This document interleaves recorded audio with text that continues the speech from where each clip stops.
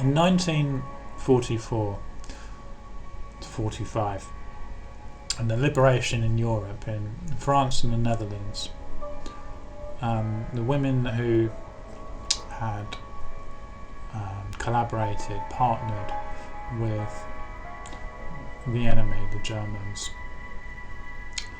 were brought out into the streets and had their heads shaved in public.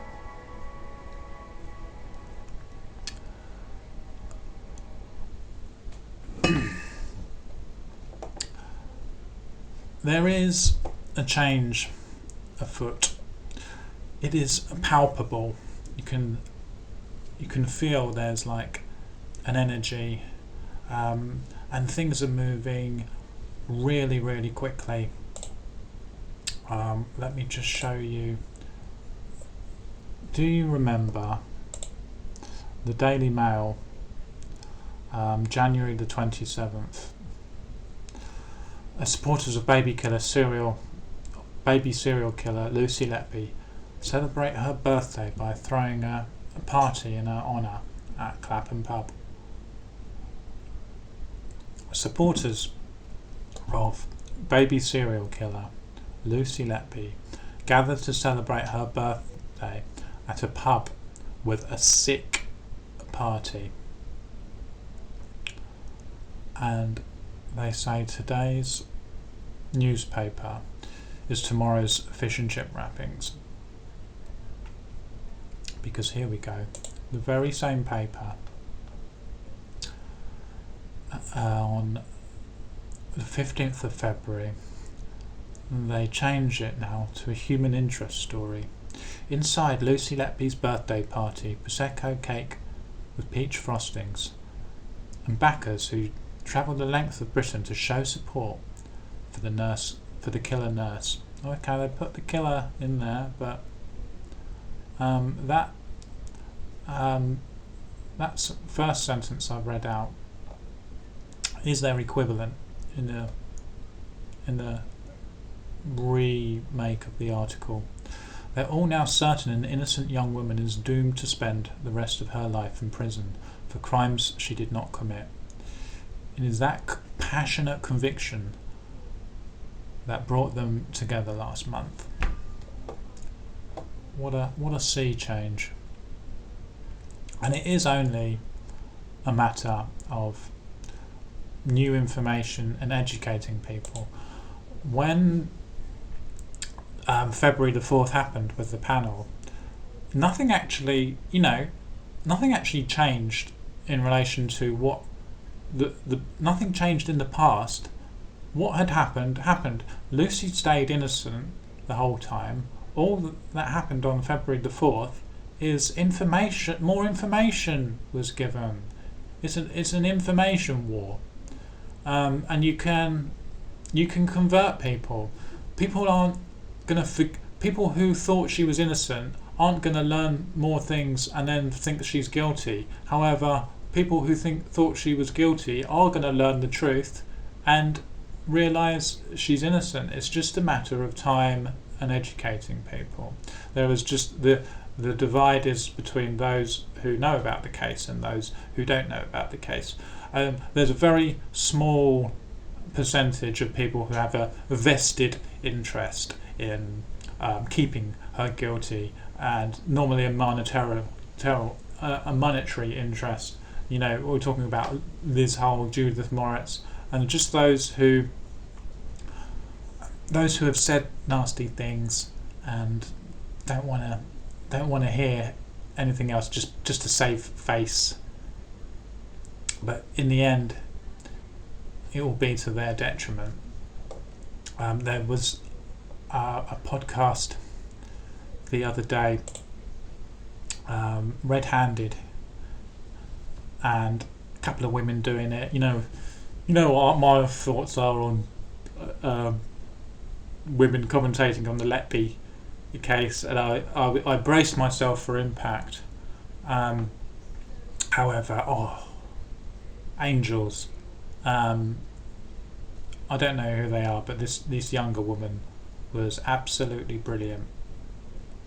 She smashed it out the park better than I could do. Way better. I stutter around, and she was clear, concise, informative, brilliant, absolutely brilliant. And she's got that view. Currently 34,000 people have just been re-educated by that woman. What a lovely woman.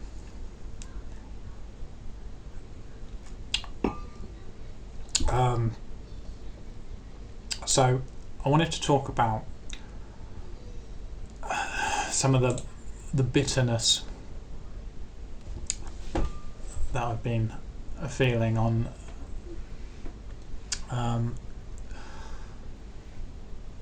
it's about when people say we should think about the should think about the parents, should think about the parents. And I'm just going to show some hypocrisy, two things of hypocrisy about thinking about the parents. 2013, the local council says, Manchester Evening News, roadside flowers limit on grieving. Flowers left by grieving relatives at the scene of road accidents could be removed if they are left there for more than a month. And they're not talking about putting the flowers there at the beginning of the month and then at the end of the month they're all dank and dead, and so they should be cleared away. What they mean is they don't want people putting fresh flowers after a month after the incident. They go on to say the council was trying to strike a balance between the needs of grieving families and road safety, a balance between the needs of grief and something else. I mean, at the end of the day, I've lost loved ones, and at the end of the day, you do have to go back to work after a certain amount of time. And the council have said, we thought a month was long enough for people to have a tribute at the side of the road. And yet, we're hearing 7 months. Sorry, not 7 months. 8. Oh, not 7 years. 8 or 9 years. And they're saying, we should think about the parents. We should think about the parents. Forget Lucy's parents. We shouldn't dig into it. Think about the parents. Well, it's been like 8, 9, almost 10 years. The parents have probably had like 3 more kids since. And I'm going to say some stuff that you're not going to hear from like Mark Mays and Tea Break from Tasha. They're obviously too nice. But I'm horrible, so I'm going to say it because I don't care. They were preterm babies. We're talking about 27 weeks, 29 weeks, 24. I think baby K was 25 weeks, and to have an abortion in the UK, the limit is 24 weeks, and baby K was 25 weeks.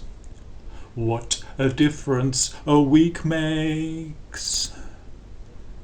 168 little hours.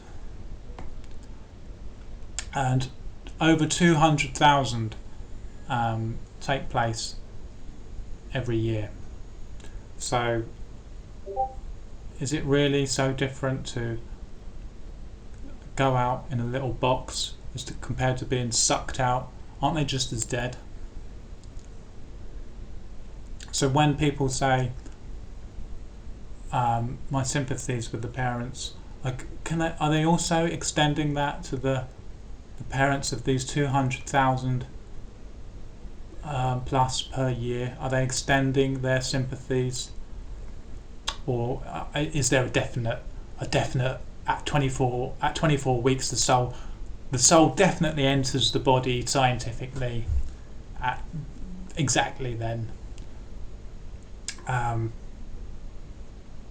just putting that one out there, and where I bet also there's some hypocrisy with the people who are saying we shouldn't look into this because we need to just think about the poor parents' grief. I bet some of them were probably pro-choice as well, and that's just my opinion. I mean, you're not going to hear, people are going to dislike me for that, but you're not going to hear the words like and subscribe from me. Another thing about the parents that annoyed me, well, if I had lost a loved one and I was there when they died, and knew it was natural causes, because the doctors explained how sick they were and why they died, and they had a post-mortem, and we found out why they died. If some bimbo police officer came up to me a couple of years later and said we think some nurse was involved in the death, I'd tell them to fuck off. I wouldn't be writing victim statements about the grief, throwing fuel onto the fire, which is what a lot of the parents did, and especially the mother of baby E, whose own testimony, she basically helped convict this innocent nurse with her nonsense about being fobbed off by her. So no, the parents have got no sympathy from me. I think we should drag them out along with Liz Hull and shave their heads as well.